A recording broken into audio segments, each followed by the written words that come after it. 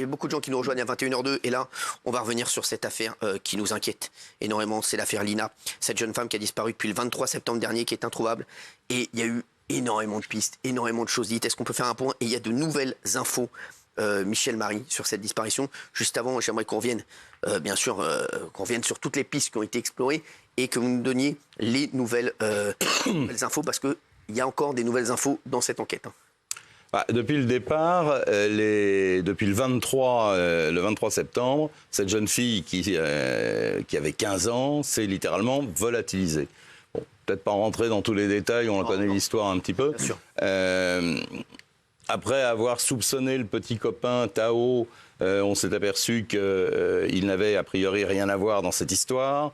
Les gendarmes sont partis un peu tout azimut. D'abord, ils ont ratissé les lieux, sondé les étangs, fait tout un tas de vérifications, évoqué la fugue, éventuellement une fugue amoureuse. Et depuis le départ, on a un témoin qui me semble primordial, c'est un certain Robert. On en avait parlé sur ce plateau il y a un petit moment. C'est ce monsieur qui avait des lunettes un peu teintées, voilà. Là, ça va être possible. Il avait vu passer une xanthia. Oui. Mais Robert, Une voiture bleue, puis elle était grise, etc. ouais, entre le bleu et le gris, bon. En tout cas, Robert, depuis le départ, a vu Lina dans une Clio, peut-être bleue, peut-être grise, mais a priori grise. Et ce qui est très important, c'est qu'elle n'avait pas l'air d'être enlevée, d'être en état de panique. Elle lui a fait un petit coucou. Exactement. Donc, C'est le dernier témoin, en fait. C'est le dernier témoin qui l'a vu. Et puis, ça corrobore finalement tout un tas d'événements qui vont arriver après. Parce que, rappelez-vous, toutes les Clio bleues ou grises qui ont été vérifiées, le professeur de musique qui a été placé en garde à vue, qui a été perquisitionné pendant 2 jours.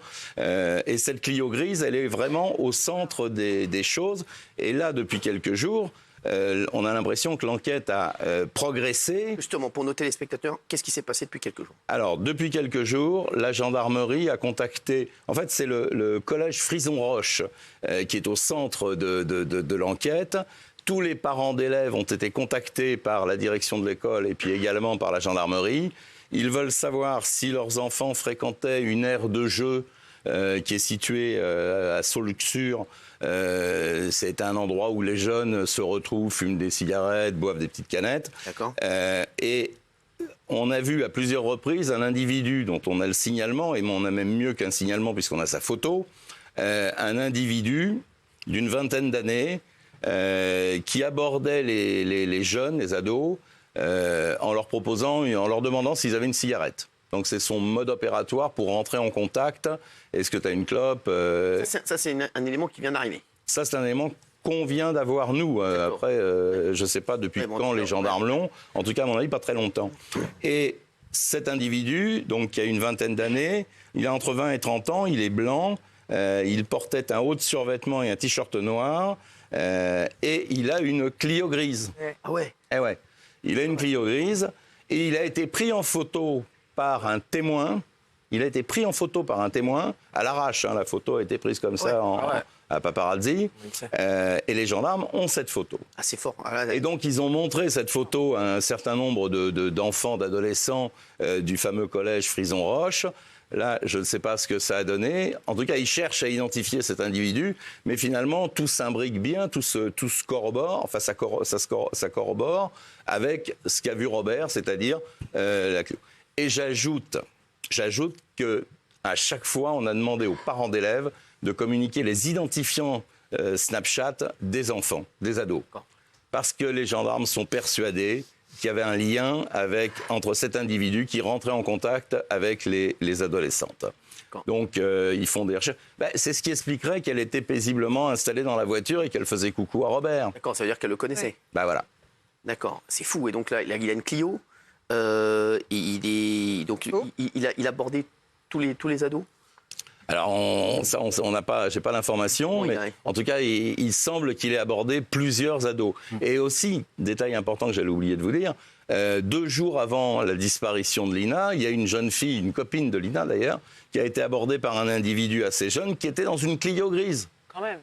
Donc ça commence à faire beaucoup, les Clio grises, Exactement, surtout dans un tout petit village comme ça, quoi. Et ce garçon, on l'avait pu l'identifier ou pas du tout? Mais non, il n'est pas identifié. Enfin, à ma connaissance, il n'est pas identifié. Et la photo ne sera pas diffusée par la police pour essayer de le retrouver? Alors je pense qu'il en est question. Enfin, je pense qu'ils y ont réfléchi. Michel, Il y a des avantages, des inconvénients. Ça, c'est le juge qui décide de diffuser une photo. En plus, le risque, c'est si vraiment il n'a rien à voir avec toute cette affaire, c'est ça. On le désigne comme un monstre avant même que... Alors, il y a une autre info. On ne savait pas. C'est quoi cette histoire de plainte pour viol déposée par Lina au printemps 2022? Alors, c'est le 27 juin, 27 juin 2022. Donc, à peu près un peu plus d'un an avant. Un an avant, oui, un an et 2 mois, 2 mois et demi. Ouais. Lina va à la gendarmerie déposer plainte pour viol contre 2 individus majeurs. Et à l'époque, elle avait 13 ans et 8 mois, je crois. D'accord. Elle dépose plainte donc pour viol. Elle dit que les faits se sont passés au domicile d'un des deux qu'elle connaissait, un vague copain. A priori, elle était souvent avec des gens plus âgés qu'elle. Et donc là, elle avait été invitée à une soirée, et puis les choses se sont mal passées, a priori, au cours de la soirée. Et elle dit qu'elle a été violée par 2 de ces garçons. Donc elle dépose une plainte. Les deux hommes désignés sont interpellés, placés en garde à vue, entendus par les enquêteurs. Ils vont reconnaître, non pas le viol, mais en tout cas avoir une relation consentie avec Lina. Et très curieusement, je dis bien très curieusement, et je pèse mes mots, ils n'ont pas été inquiétés. C'est ça, l'affaire a été classée sans suite. Ce qui est hallucinant Incroyable, parce qu'elle est mineure de moins de 15 ans et le simple fait d'avoir une relation sexuelle avec une mineure de moins de 15 ans avec ou sans son consentement, enfin avec son consentement c'est mieux entre guillemets que sans son consentement, de toute façon, de façon systématiquement, on doit être poursuivi pour atteinte sexuelle. C'est incroyable cette info. C'est incroyable, je ne comprends pas, j'ai pas l'explication. Et on a entendu ces 2 jeunes hommes ou pas? Comment? Ils ont été entendus ces 2 jeunes hommes? Alors ils ont été entendus à l'époque de la plainte. Ils ont été a priori réentendus dans le cadre de la disparition de Lina. Et la bonne nouvelle, c'est qu'on va enfin se repencher sur ce dossier de plainte, sur cette affaire de viol. Malheureusement, peut-être un peu tard, puisque de toute façon, Lina a disparu. Mais en tout cas, le parquet concerné, qui est le parquet de Saverne, je crois, a décidé de rouvrir, enfin de se repencher de relire le dossier et de voir s'il n'y a pas eu un loupé. Alors, a priori, je pense qu'il y en a un. Michel, pour nos téléspectateurs qui nous rejoignent, j'aimerais revenir 2 petites secondes sur le suspect recherché, parce que c'est vrai que ça fait beaucoup. Est-ce que c'est un suspect qui était déjà dans le quartier, dans le village, ou pas du tout? Est-ce que c'est quelqu'un qu'on ne connaissait pas et qui est parti après? A priori, c'est plutôt ce cas de figure. Il a été vu, repéré, puisque quelqu'un l'a trouvé tellement suspect qu'il l'a pris en photo. Et c'est cette fameuse photo que les gendarmes... Il n'habitait pas dans le... Voilà, c'est pas quelqu'un... A priori, en tout cas, ils ne l'ont pas trouvé. Donc, on est quand même dans des petits villages où tout se sait, où tout le monde se connaît. On n'est pas à Paris ou à Marseille. Donc, a priori, ça peut être un travailleur saisonnier qui vient quelque temps et puis qui tourne un peu en rond avec sa voiture et puis qui repart ailleurs. Mais je suis optimiste, je pense qu'on va le retrouver. Il a abordé au moins 2 adolescentes qui ont été identifiées au fameux collège Frison-Roche. Et là, ils sont en train de voir, donc là on est en septembre, ils sont en train de voir auprès d'un autre établissement s'il n'aurait pas, entre guillemets, sévi en octobre pour aborder d'autres adolescentes sur un autre établissement, c'est-à-dire savoir s'il y avait une sorte de prédation dans la région. Voilà, ils sont en train de... ils sont en train de chercher sur septembre-octobre, alors toujours autour des collèges et des aires de jeu.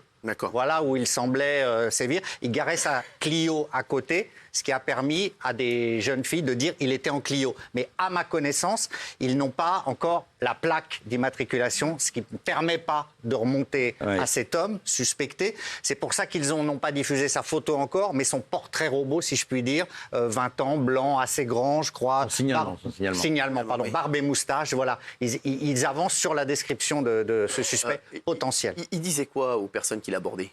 Je ne sais pas, visiblement, il y avait un côté... Il avait l'air suspect, il disait quoi? C'est histoire de cigarette, et puis il était quand même beaucoup plus âgé que les gamines qu'il abordait. C'est et que des de femmes, donc. Que des femmes. Il accostait que des femmes. Il accostait que des jeunes filles, des adolescentes. D'accord, et il leur demandait des cigarettes, c'est tout? Oui, il demandait est-ce que tu as une clope, enfin c'est histoire de... C'est un moyen d'entrer en... Et le fait qu'il ait été pris en photo, le fait que les gens en aient parlé, c'est que, voilà, parce que... il est très intéressant. Son comportement était suspect.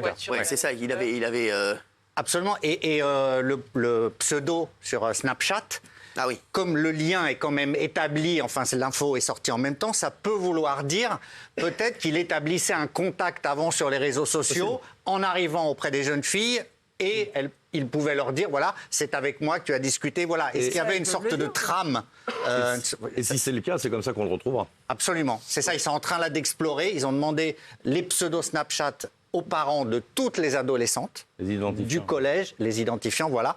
Et ils vont remonter en essayant de décrypter qui aurait pu entrer en contact avec ces adolescents sur Snapchat. Vous êtes pour les caméras dans les villes, vous ? Moi, je suis pas pour des caméras partout en France. Ça aurait bien servi. Ça aurait bien rendu service. Cette histoire vous prouve que vous êtes encore à côté de la plaque. D'habitude, j'ai pas l'habitude de vous engueuler à 21h13. Aujourd'hui, je vais le faire. Parce que ça prouve exactement que vous êtes à côté de la plaque. Il y aurait eu des caméras. Bah oui. La plaque de la voiture. Et c'était terminé. Et là, on l'avait en 2 secondes. Gilles Verdez, une fois de plus, à côté de la plaque. Excuse-moi, j'ai pas l'habitude de t'engueuler à 21h13. Mais je Il n'y a te pas le de dis. souci. Et pas pour les caméras. Non, mais vraiment, mais comment on peut dire une énorme connerie pareille ? C'est pas possible. Excuse-moi, tu m'énerves jusqu'à 21h14.